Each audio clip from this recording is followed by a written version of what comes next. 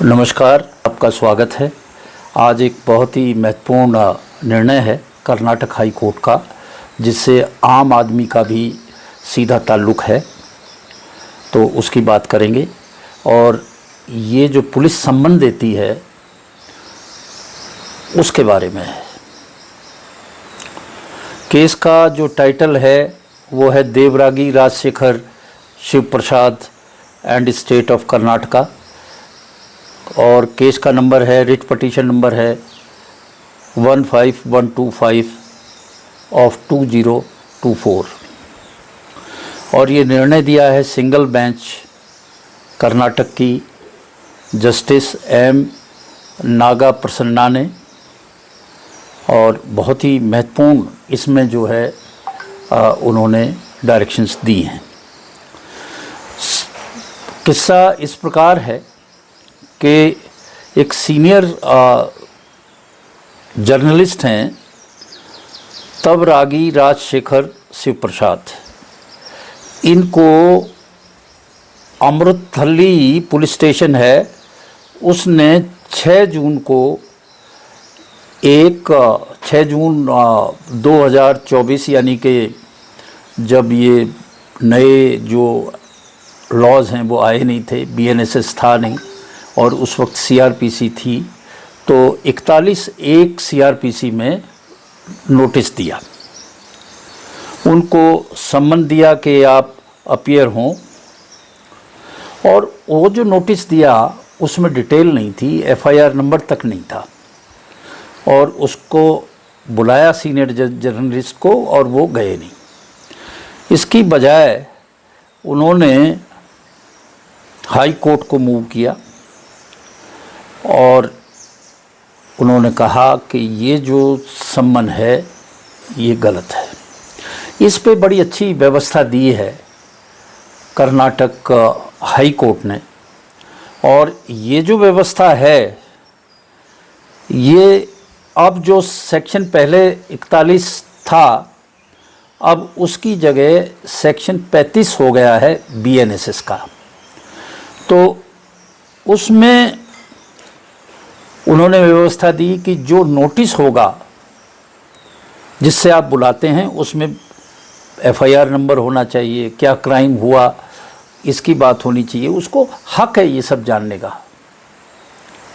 अगर ये नहीं है तो ऐसे सम्मन की ज़रूरत नहीं है कि उस पर जाए और उसके ऊपर कोई दंडात्मक कार्रवाई होगी, ये भी नहीं होगी अगर वो सम्मन प्रॉपर नहीं है। तो अब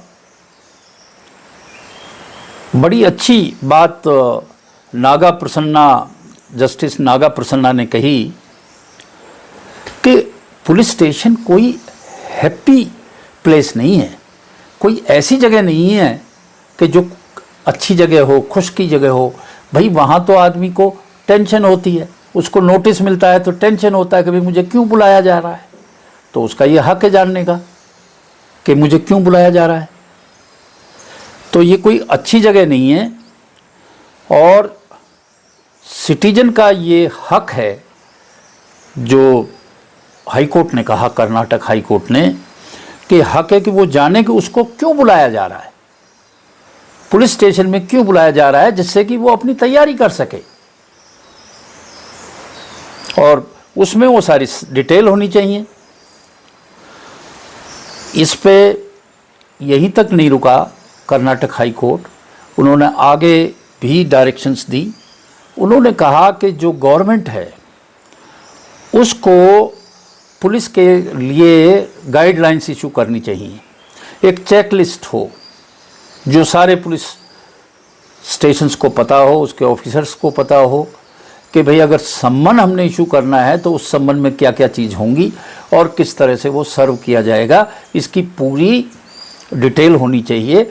और ये डिटेल इस नज़रिए से होनी चाहिए कि जिसको आप सम्मन देना चाह रहे हैं वो क्या चीज़ जाने, उसको अपने आप को तैयार करे।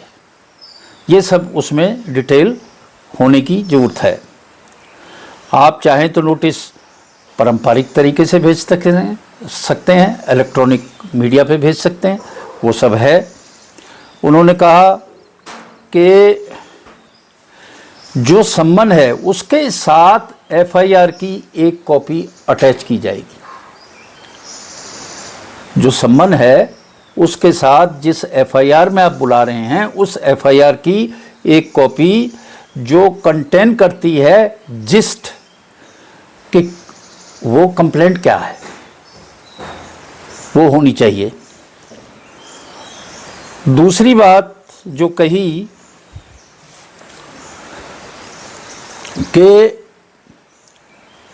जो नोटिस ही है जिसको यानी कि नोटिस दिया जा रहा है उसको ये जानने का अधिकार है, क्योंकि उसने रिप्लाई दी है कि उसे क्यों बुलाया जा रहा है, तो उसको पुलिस के सामने अपीयर होने से पहले उसके पास ये इन्फॉर्मेशन होनी चाहिए जिससे वो अपनी तैयारी कर सके। तीसरी बात जो कही कि सरकार को एक रोबस्ट सिस्टम एफआईआर का होना चाहिए, जैसे ही एफआईआर दर्ज हो उसको तुरंत जो है अपलोड करे, ऑनलाइन अपलोड करे, और उसको सर्च करने का जो सिस्टम है, उसको खोजने का जो सिस्टम है वो बड़ा यूजर फ्रेंडली होना चाहिए, आसान हो, आम पब्लिक आराम से देख ले उस एफआईआर को। ये सिस्टम करने की ज़रूरत है। तो ये डायरेक्शन दी और उन्होंने कहा कि जब तक गाइडलाइंस नहीं आ जाती हैं तब तक ये सब लागू रहेंगी, और जो गाइडलाइंस होंगी वो गाइडलाइंस ये कंटेन करेंगी कि किस लिए बुलाया जा रहा है, क्या एफआईआर नंबर है, एफआईआर की कॉपी अटैच हो, और ये सब बातें उसने कही। बड़ा अच्छा डिसीजन दिया है। और